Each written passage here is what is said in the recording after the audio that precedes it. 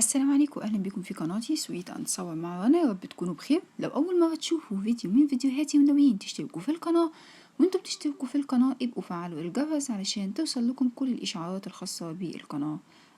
عاملين شويه عيش، يعني يا محلاهم في الاجواء اللي زي دي. الشتا بالذات بتبقى عايزه ريحه المخبوزات والعيش والحاجات دي ما تتقطعش من البيت ابدا.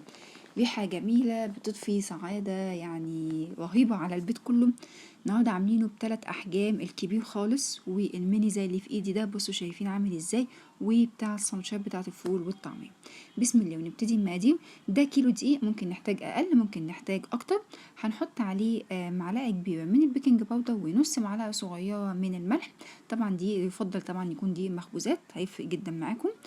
وكمان هنا اهو حاطين بقى ايه، هنا حاطين بقى 3 كوبايات ميه سخنه دافيه يعني، وحاطين عليها معلقتين كبار مليانين من الخميره، وحاطين عليهم كمان 4 معالق كبيره من السكر، وحاطين عليهم معلقتين من الدقيق.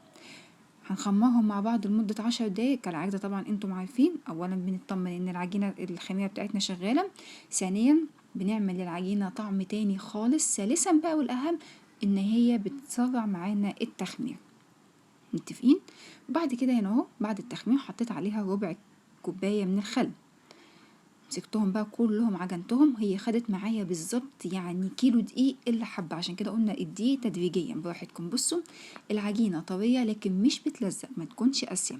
هنسيبها بقى تخمر تاني، تاخد معانا طبعا لو في الصيف نص ساعة ساعة الا ربع، ولو في الشتاء هتاخد معانا من ساعة لساعة وربع على حسب طبعا البرودة بتاعت الجو. لكن حركة التخمير الأولانية اللي احنا عملناها دي هتفرق معانا طبعا جدا. بعد ما اتخمرت اهي ما شاء الله اتخمرت وبقت زي الفل، هبتدي بقى اشيل من عليها الاسترتش. ولما تيجوا تخمروا يا جماعه من فضلكم خمروا في مكان يكون ضلمه، يعني بلاش مكان يكون فيه نور. شايفين بقى هي في الاول ما كانتش بتلزق، بس بعد التخمير بقى فيها سنه التلزيق. التلزيق ده مهم جدا علشان لما هنيجي نحط الدقيق زي ما انتم شايفين. طبعا ده تقريبا كيلو دقيق، فانا قسمته على 3 كور وهقول لكم ليه. انا ما بفضلش تماما ان احنا نقسمها كور كده واقعد افرد في الرغيف رغيف، لا، انا كل كور دول هريحهم الاول 10 دقايق، وبعد كده هاخد كورة كورة افردها مرة واحدة. فردتها كده بأي شكل أيا كان زي ما انتم عايزين، مستطيل مدور زي ما تحبوا، وهختار المقاسات اللي أنا عايزاها، دي صغيرة ودي الكبير، زي ما انتم عايزين الأحجام براحتكم. وهبتدي أضغط عليها وأنا بعملها بعد ما فردتها. بصوا اهي، طبعا العجينة مرشوشة من تحت دقيق ومن فوق دقيق، فبالتالي لما هحط فيها أي حاجة عشان أقطعها هتتقطع معايا بمنتهى السهولة. اهو بضغط كويس، بصوا فكت ازاي اهي. بس طيب سمك العجينه بيكون قد ايه؟ لا تقيل قوي ولا خفيف قوي، لان ده هيتحط على الطاسه. لو في هيتحط في الفرن لازم نكونوا حاطينه حاسين بيه في ايدينا كده محمل. انما هنا هو بصوا مش رقيق اللي هو ايديا مش باينه من تحتيه، لكن مش تقيل اللي هو اللي انا حاساه، يعني ما يفرقش عن حجم المنديل حاجه. هنسيبهم بقى ايه على ما نخلص اول كوره، هو المفروض انه مبيحتاجش تخمير كتير.